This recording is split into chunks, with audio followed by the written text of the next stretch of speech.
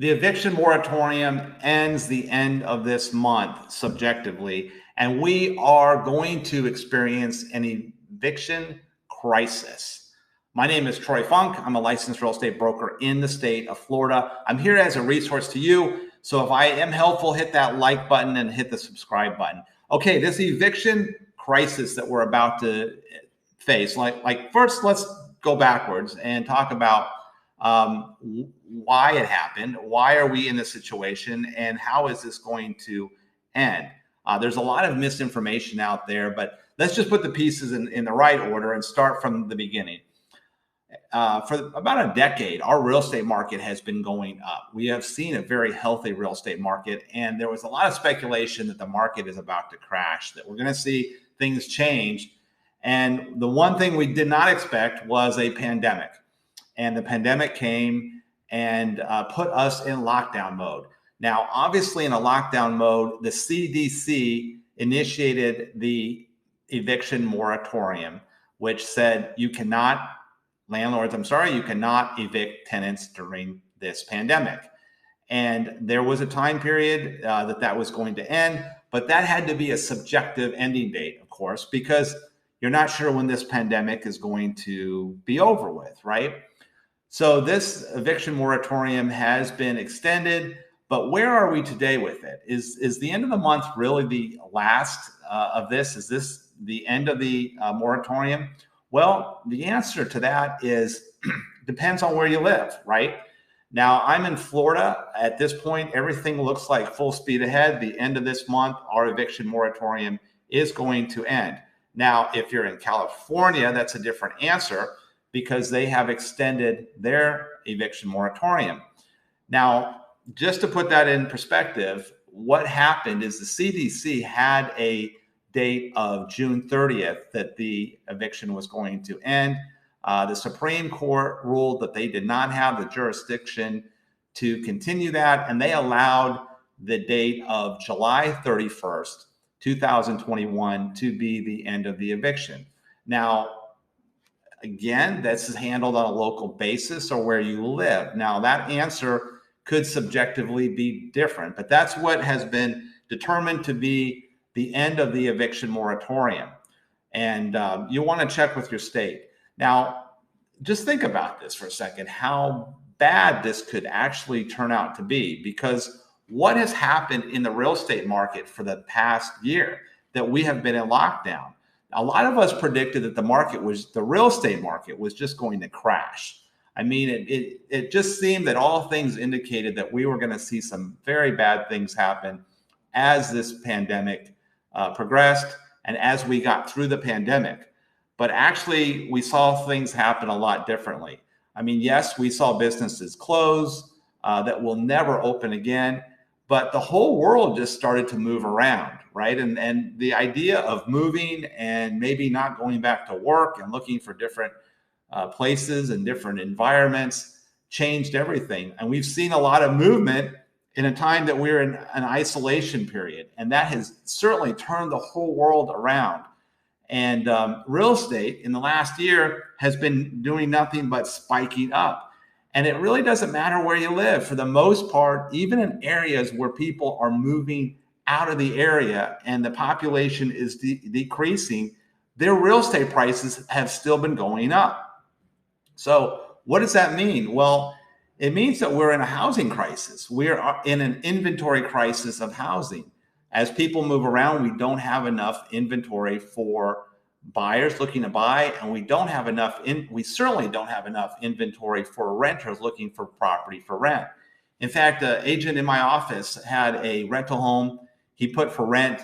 He had about 150 people apply to rent that property, and he only had one property.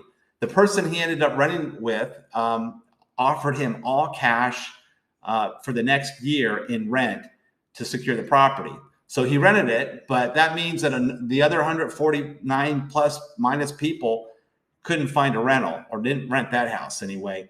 So the inventory crisis right now is extremely severe. And that's going to be coupled with a process where now the eviction moratorium is going to come to an end. And you're going to have tenants starting to look for property, looking for another place to rent, when reality is there's just not a lot out there. Now, of course, that's subjective with where you're at, but what I'm hearing is this is somewhat normal throughout the whole United States, is that inventory of homes of properties to rent is extremely low.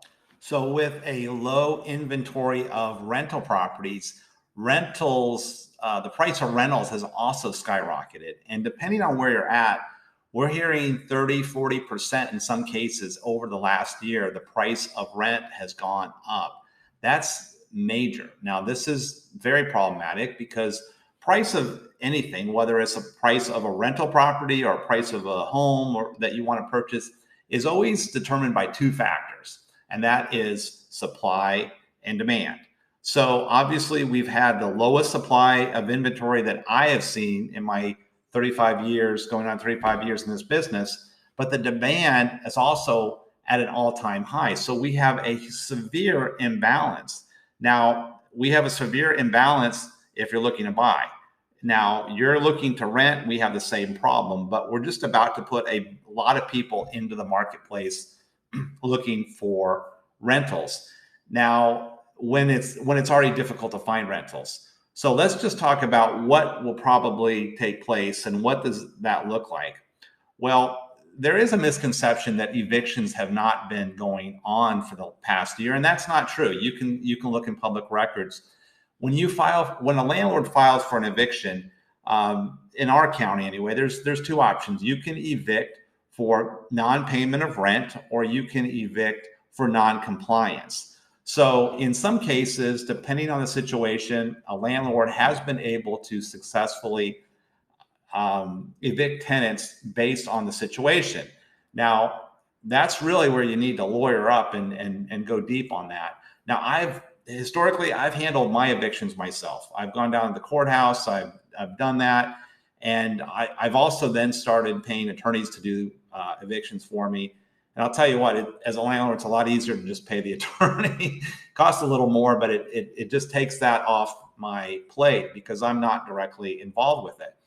But, I don't know if that's always, if eviction's always the right answer. And I'm talking to a landlord at this point because I am a landlord. I've been a landlord pretty much from the time I started the real estate business. I got right into buying rental properties. And so being a landlord, let's just say you have a tenant not paying you rent. They haven't been paying you rent. And you immediately think, okay, I need to evict these people. Well, you might be putting them into a homeless situation, which, it depends on who they are, right? I mean, we have good landlords and we have bad landlords, and we have good tenants and we have bad tenants. But depending on the quality of the tenant and depending on where you're at, I mean, obviously being a landlord is a business. It's a financial decision, how you run your business. So you have a tenant in place. Is there any way they can pay you? I mean, there are funds out there. It takes the tenant, needs to be the one that initiates for those funds. But if they haven't been attentive in paying you, and they don't look like they're going to be a good tenant paying you, then yeah, maybe you want to evict them. I know personally, ironically, right before pandemic, I had a tenant stop paying rent for just 1 month, and they were good people. I liked them, and not that business is business, but I talked to him one-on-one. I said, why is the rent late? What's possible? And I know there was a job change situation. There were some things that changed, but he said, we're going to be fine. We'd like to just increase our rent so we can get caught up.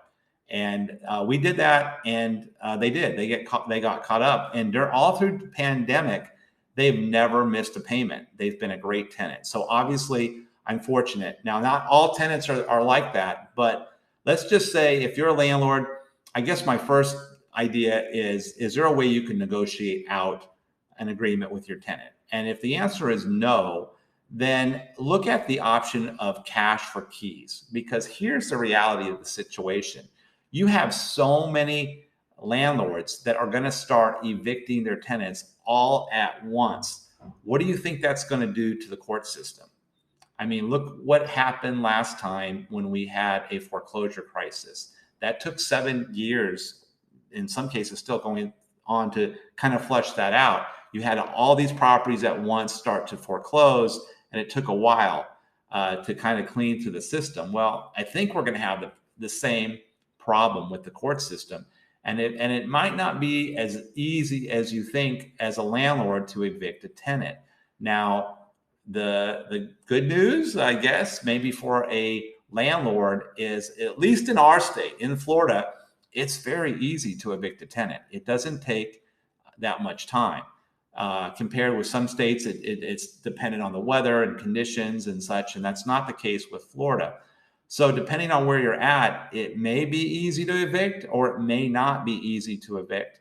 But again, I want to just offer a suggestion that if you are a landlord, think about a cash for keys. Think about the idea of negotiating with your tenant to keep them on if they can start paying more rent, or if they're just problematic, and you're not going to, you realistically say, look, I'll never see a dime of anything that they owe me again. I'm going to have to write that off my taxes, so to speak, and it will be a write-off.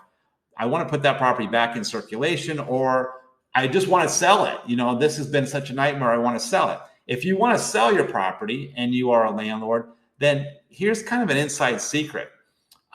There are real estate agents like myself that handle bank-owned properties, and they are very proficient in cash for keys negotiations.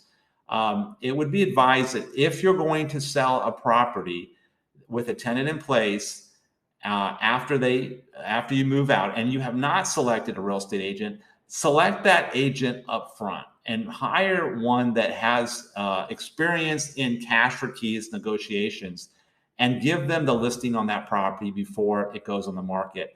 And as a condition of that listing, tell them that you want them to negotiate out a cash for keys. That's something that you want to resolve, because the sooner you can get that tenant out, the sooner they have a listing to sell. And that should be part of their commission to help you in helping get that tenant out. Cash for keys is a much better option for a landlord, and especially a tenant, because it gives them a little bit of money to move on. You're bypassing the attorney in the eviction process, but you're also bypassing all the craziness that we're about to see. You have a lot of tenants. We're going to have the court systems undoubtedly are going to get jammed up very quickly with evictions. It may not be as quick as you think it will take for a landlord to evict. And ideally, you want to put that property back in circulation. That's going to cause a lot of problems either way, because at the end of the day, the tenants that haven't been paying their rents are now going to have to compete with tenants that may have been paying their rents, that have been that are looking to relocate. So the ones that have bad credit, that have an eviction, in a lot of cases, you may see our homelessness go way up. I know in our area, we have seen homelessness go up, but not to the extent that we have seen in big cities. So this whole situation is going to get very unsettling. So again, I want to encourage you, if you're a landlord, try to negotiate with your tenant. If you like these people, if they've been good tenants, I've been fortunate. I've had some great tenants, and I've had some tenants that I've come after the eviction and filed that lawsuit for small claims because they decided to destroy my house. And also then that starts to garnish their wages. So it all depends on where you're at.